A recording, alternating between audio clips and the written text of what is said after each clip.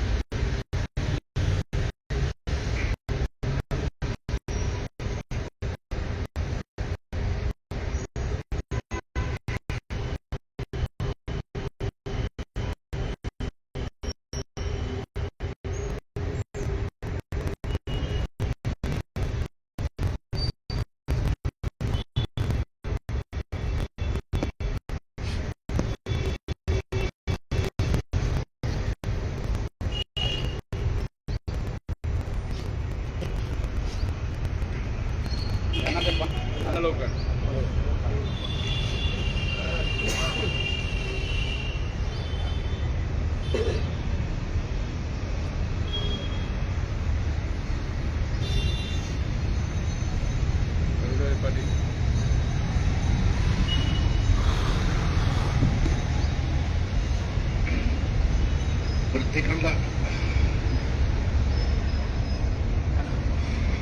हळहळ या विषयी काही जसं काही आपल्या कुटुंबात माणूस गेलं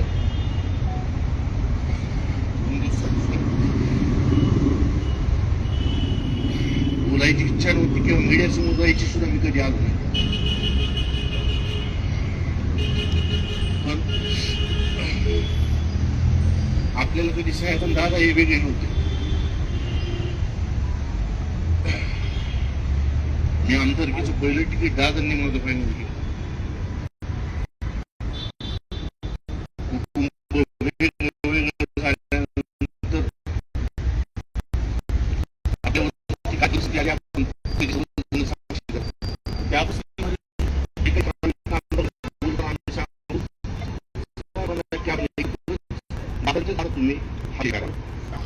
तुम्ही काम केलं आपण सांगितलं आणि हे महाराष्ट्राने सर्वांनी बघितलं ना.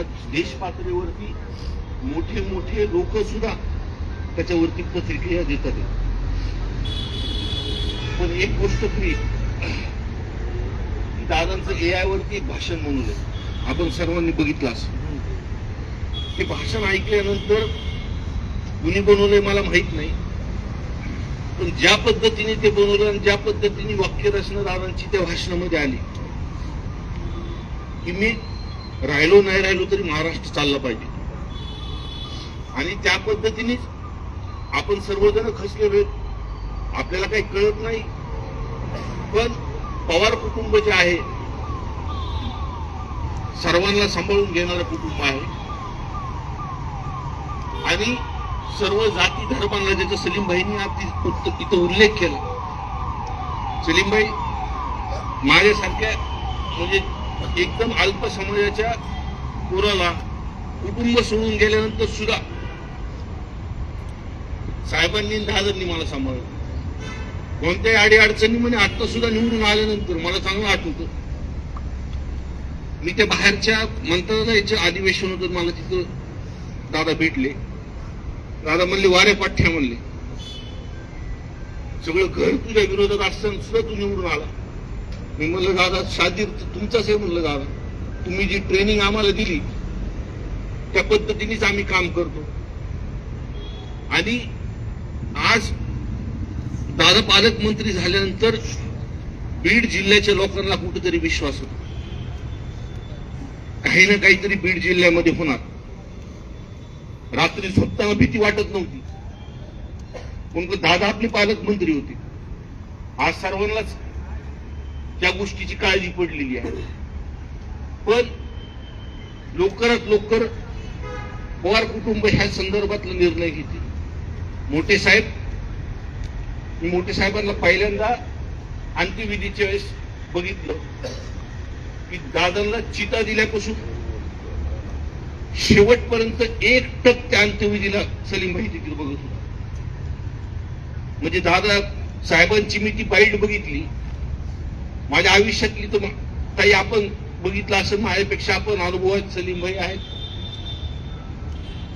पण त्या बाईटमध्ये मोठ्या साहेबांनी नजर सुद्धा वरती केली नाही आणि त्यांची ती भावना होती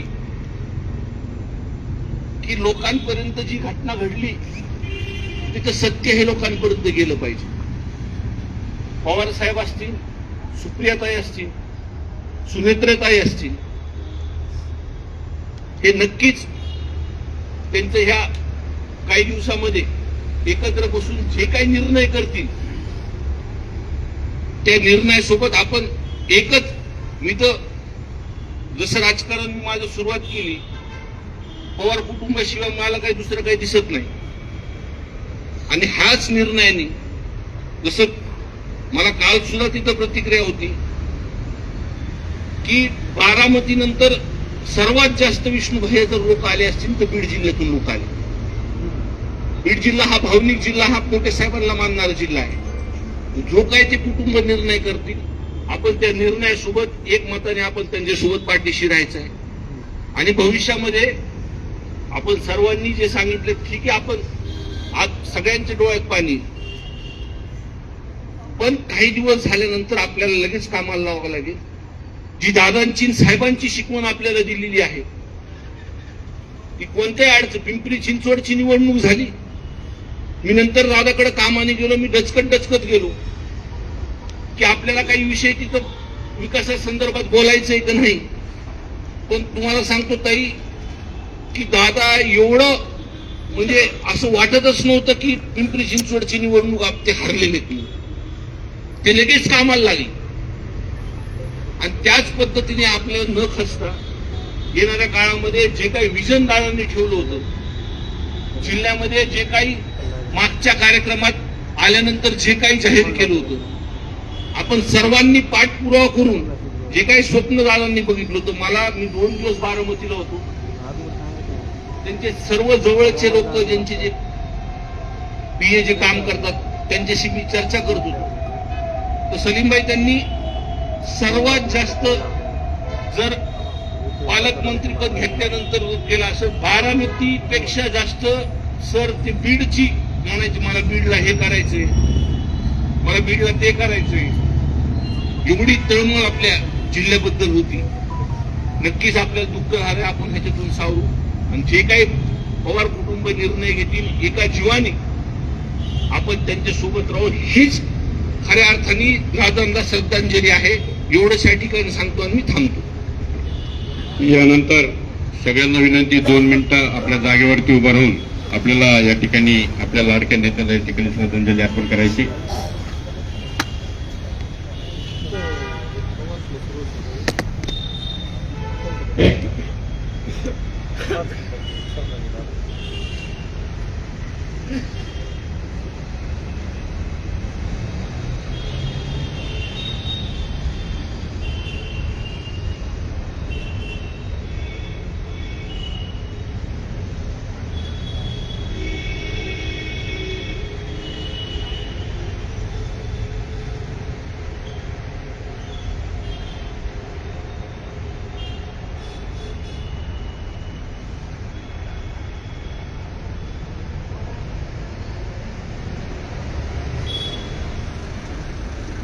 ओम शांती शांती.